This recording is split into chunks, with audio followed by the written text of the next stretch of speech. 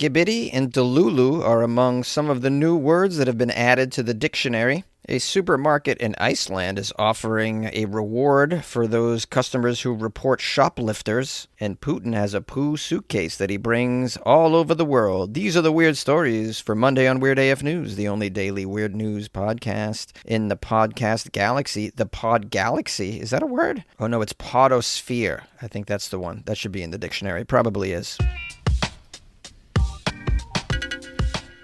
Thousands of new words will be added to the dictionary this year, and some are pretty weird. Skibbity, tradwife, delulu, and other slang terms popularized on social media are among thousands of new words that are going to be added to the Cambridge Dictionary this year. Skibbity is a gibberish term. Skibbity, I never even heard of skibbity. It's a gibberish term which gained popularity via a viral animated video series on YouTube. Skibbity can have a number of meanings, including good, bad, cool, or even weird. It can even have no meaning and can just be a gibberish sound. So gibberish, but widely recognized and accepted gibberish is widely the word I should even use here. I mean, how many of us even know this word? It sounds like this word's just sneaking into the dictionary based on some social media pressure, which, I mean, maybe we shouldn't just go by that, all right? I don't know. A word without meaning is really no word at all. That's the point of words. They're concepts. They stand for something, which means inherently they have a meaning. Or maybe I'm just an old guy complaining. Let's move on to another word. Tradwife is a term that's going to be inculcated into the Cambridge Dictionary this year, and it is the shortening of traditional wife, a married mother who cooks, cleans, and posts on social media. All right, well, I mean, what if you do all of those things, but you don't post them on social media? You're not a tradwife at that point. You're just a traditional wife, and you're not allowed to abbreviate it. No, unless you post on the social media, no abbreviation allowed. FYI, guys, I'm a pod hubby. Yeah, I'm a husband that podcasts. I'm not really a husband, but I'm definitely a pod daddy. I'm just having fun with the words here. Apparently, we can just squish them together any way we want and get them into the dictionary. Let's get Pod Daddy into the dictionary. It'll just be a photo of me. Okay, so tradwife is a thing. Is trad hubby a thing? Let me look this up. Oh yes, here we have trad hubby. This is a man who works out of the house all day and has no time to spend with his children or his family, comes home and gets drunk and screams at his wife and then passes out in bed and does it all again the next day. That's a traditional husband, trad hubby. That's a joke, guys. Now, just to get a little perspective on these new words entering the dictionary, they interviewed a lexical program manager named Colin. A lexical program manager? Yeah, this guy's he's a word nerd. All right, let's see what he has to say. Guys, internet culture is changing the English language, and the effect is fascinating to observe and capture in the dictionary. It's so fun to capture. Now, in addition to new phrases, there's some shortened versions of existing terms that have been added to the dictionary, including delulu, D-E-L-U-L-U, which is a play on the word delusional, with a similar definition of delusional, believing things that are not real or true, usually because you choose to. Oh, so, like, bro, you're acting so delulu right now. Like, is that how you use it? Did I use it properly? You're like, why are you guys so delulu? I'm not delulu. Like, here's the thing about all these new words. When you say them, you sound stupid. It's just, like, inherent in the in the saying of the word is it's just you sound dumb. Now, there's some work-related words in here that we've all heard. Work wife, work spouse, which acknowledge workplace relationships where two people help and trust each other and make out in the janitor closet. They forgot that. Yeah, we're all familiar with work wife, work hubby. Some composite terms are added, such as broligarchy, which merges bro with oligarchy. It means a small group of men owning or involved in a technology business who are extremely rich and powerful and who have or want political influence. So I guess like the archetype of a broligarch would be Elon Musk. That's kind of a fun word. I can see where you're going with that. Now, our word nerd, Mr. McIntosh, says the dictionary only adds words which they believe could stand the test of time. Really, Skibbity? You're so serious. Here's another quote from him. It's not every day you get to see words like skibbity and delulu make their way into the dictionary. We only add words where we think they'll have staying power. You sound dumb, bro. Just stop. Skibidi, how is that going to have staying power? It's an internet meme based on a YouTuber who at some point is going to die, and all that crap's going to be forgotten. It'll be forgotten before they pass away. You know, look at what we already don't say anymore. We used to always say, "Can you smell what the Rock is cooking?" Now, no one even remembers when he was the Rock, and this was only like 15 years ago. I mean, that's how quick this stuff just falls off the culture. Staying power in the dictionary. Skibidi. Oh yeah, people are gonna be saying spaghetti, skibidi. I can't even say it. Skibidi. 500 years from now, real staying power. I can see it. I can see it. You know, a lot of these new words are just slang from the newer generations, and you know they grow out of them themselves. Never mind the rest of us. So what are you talking about? Hey, let me run a couple others past you before I move on. Inspo is short for inspiration, something that inspires something new, especially when posted on the internet. Everything is just like on the internet. I've heard inspo before. You know, that's kind of a cheat code to get a word in the dictionary. Just like cut off the second half of it. Like pedo. That's how we got pedo.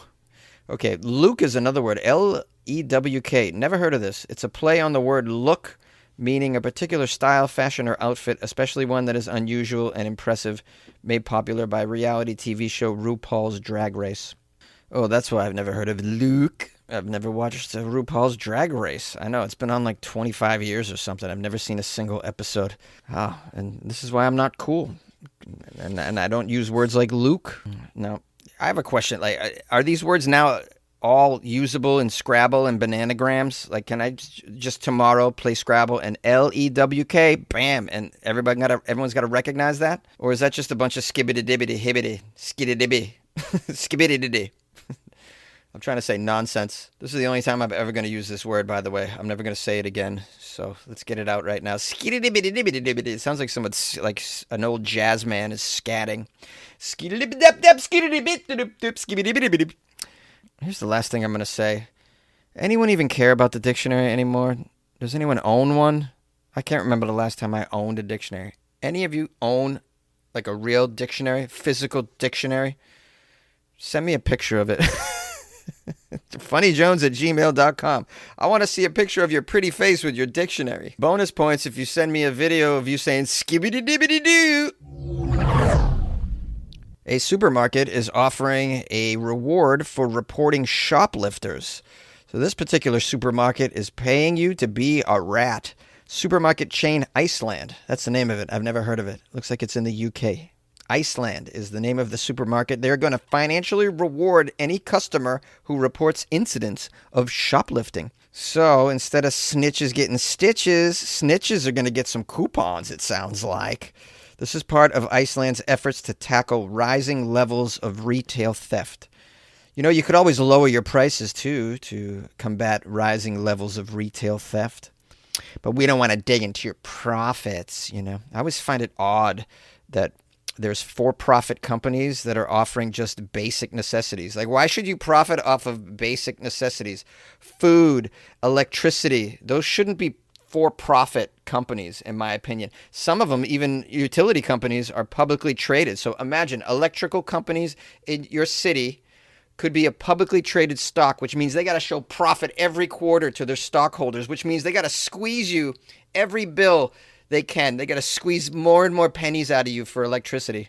I mean, it just shouldn't be allowed. It shouldn't be allowed. You want to work a for-profit company on goods and services that are extra, that aren't basic necessities? Go right ahead. But you sell groceries, bro. Groceries to the people. Kroger is a publicly traded stock. Anyways, enough of my rant. I'm sure none of you wanted to even hear that crap. Anyways, back to Iceland. They got a chairman named Richard Walker. Richard pays himself very handsomely, I'm sure. He said that shoppers who alert staff to a theft in progress will receive a £1 credit on their Iceland bonus card. That's it? £1? How much is Richard getting paid? We can look that up. What a joke, £1. Are you out of your mind? £1. There's no way I'm going to turn in a fellow shopper that's struggling, that's down on his luck for £1. All right? £10. Now we're talking. Now you got me. Maybe I'm on board for £10. Or £5 and all the pineapples I can carry out of the store. How about that? That seems fair. I'll rat out everybody. I'll make up some stuff. I'll slip a little expensive piece of fruit like a dragon fruit right in your grocery cart when you least expect it and then go run and get security. I'm joking. I would never do that. I would never rat out somebody, especially for this little amount of money. I think it's silly. It's a joke, right? No, it's serious. The company estimates that shoplifting costs its business around 20 million pounds each year. Yeah, it's called the cost of doing business. It's retail, bro. It's retail. What do you think's going to happen? And can't you write that off anyways? I think they write it off. So if you're going to offer a reward, don't be cheap.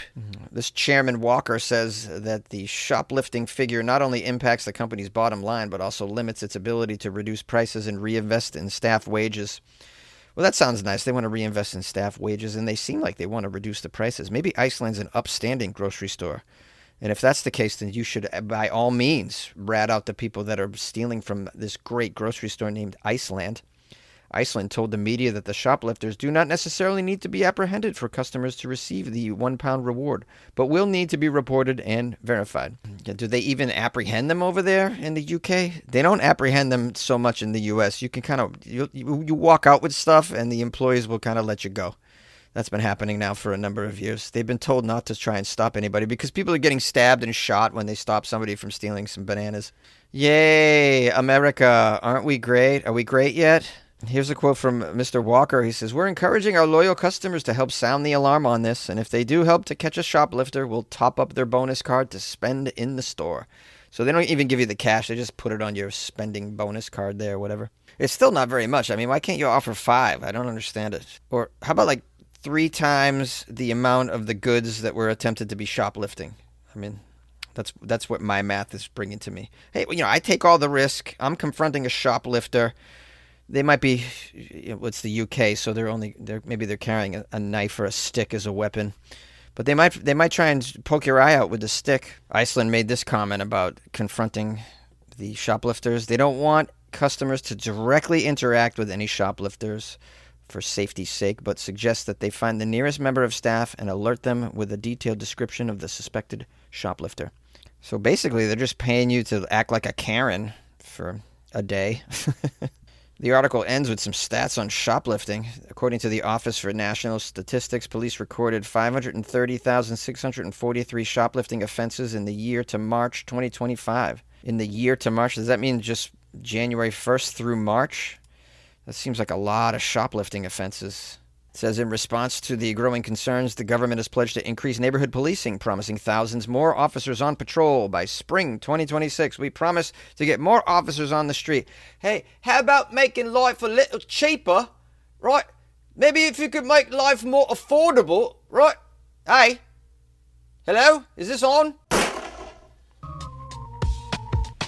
Putin's got a poo-poo suitcase that he takes with him all over the world. Vladimir Putin and President Donald Trump weren't the only summit attendees who held a press conference in Alaska this past weekend. A second, less covered briefing offered a rare glimpse into the Russian leader's personal life from a source deep within his inner circle. Putin's personal poop briefcase. The poop briefcase for Putin travels abroad with the Russian delegation to ensure that their leader's feces does not fall into the wrong hands, the hands of the enemies who want to get a hold of his poo. So today I learned that important world leaders, they bag their crap up just like a dog, and then they save that crap and bring it back to their respective countries. That's not too insane, right? No, it's totally normal. It's totally normal for Putin to have a poo suitcase. Putin's got a poo suitcase. Oh, how fascinating. I just can't wait to learn about Putin's poo suitcase. Is there just one poo suitcase, or does he have a carry-on poo suitcase as well? It's a smaller one for the on-the-go poos. Did you crap in a fanny pack, did ya?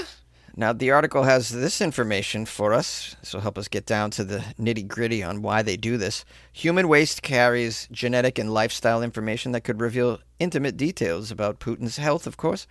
Out of an abundance of caution, the feces is collected, deposited in said briefcase, and returned to the motherland. So Putin brought the suitcase to Alaska. He's had health problems recently. Everybody's wondering, does he have cancer? What's going on? We're all curious about Donald Trump's health as well. Everybody's seeing those cankles, and so I'm sure Donnie burns his diapers too, right? Isn't that? Can't let anyone get a hold of Donnie's diapers. Then they're going to know what's up. They're going to see that he just pops Adderall all day long to keep from falling asleep. Now, this article says that Vladimir's bodyguards are the ones that collect his waste and bring it back to Russia when he travels abroad. Some investigative journalists learned that members of Putin's Federal Protection Service, the FPS, are tasked with collecting his human waste, including his feces, during his international travels. Oh, they collect his urine as well, I assume. It is speculated that this peculiar security measure is implemented to prevent foreign powers from obtaining samples of Putin's waste, which could potentially reveal information about the Russian leader's health and diet and whatever medications he might be on. Well, imagine being hired as Putin's bodyguard. You're a real badass in life. Used to be a fighter, maybe. You told your whole family, I'm working for Putin. Oh, I'm his bodyguard. But it turns out all you do is you carry around his feces in a suitcase. You collect it in bags and put it in a suitcase and carry it around. Do you also say a good boy after he does his business? Oh, there's a good Putin. Oh, look at you. Oh, that's a big one. Healthy boy. Who's my healthy boy? And conversely, if you think about it, there's also a spy out there whose whole mission is to steal Putin's poo suitcase. The poo case. That's somebody's mission. Gotta get that poop. Wow, I mean, you can't even make this crap up. This crap about poo, you can't make it up. This crap about poo. I feel bad for the bellhops at some of these hotels they're staying at. You know, they gotta bring down several bags of crap. It would seem they better tip them well. Whoa, Putin's got a poo suitcase. This season, the game begins before the games begin. On August 26th, it's FanDuel Futures Day. 24 hours of deals on all your football season predictions. Futures Day is coming. Visit the FanDuel app to learn more and get your picks ready now. FanDuel, play your game. 21 plus and present in select states. Gambling problem? Call 1-800-GAMBLER. Oh, Putin's got a poo-poo case. A poo-poo case? Poo suitcase. I just love that. I'm singing to the what's that song? On the cover of a Rolling Stone. Putin's got a poo suitcase. And a matching fanny pack for his little bitty turds. How sad of a man. Imagine being that paranoid your whole life. Oh, I'd hate to be a world leader. That is a bad gig. I'd rather be sweating my ass off in a closet here for very little money. Just to make a few people out there giggle today, huh? That's how I'm dedicating my one life on Earth.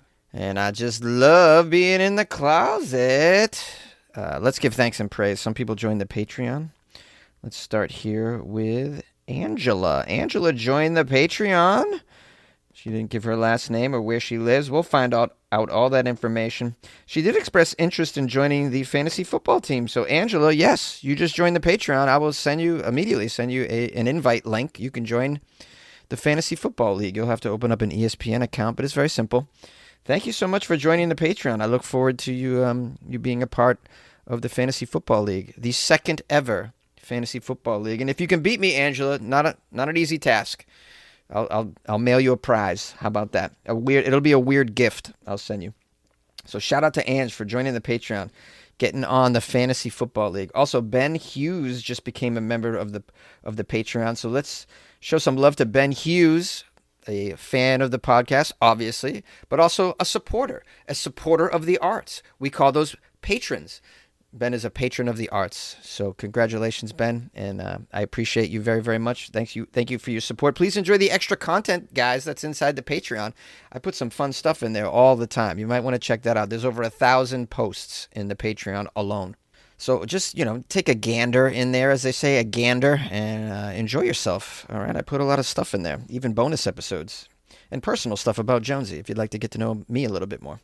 We also have someone that joined the Patreon named Cindy Rozio. Cindy, I hope I'm saying your last name right. Is it Rozio or Rozio or Rosho?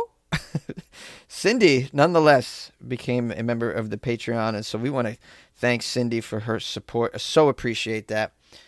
Please enjoy the extra content in the Patreon and that warm feeling that you get, Cindy, knowing that you're supporting this guy in a closet that does weird news 5 days a week and has been doing so for over 2,000 episodes, many years, getting in a closet and recording news. Why does he do it? Is he out of his mind? What's wrong with it? Is this pathology? Yeah, and maybe it is on some level, Cindy.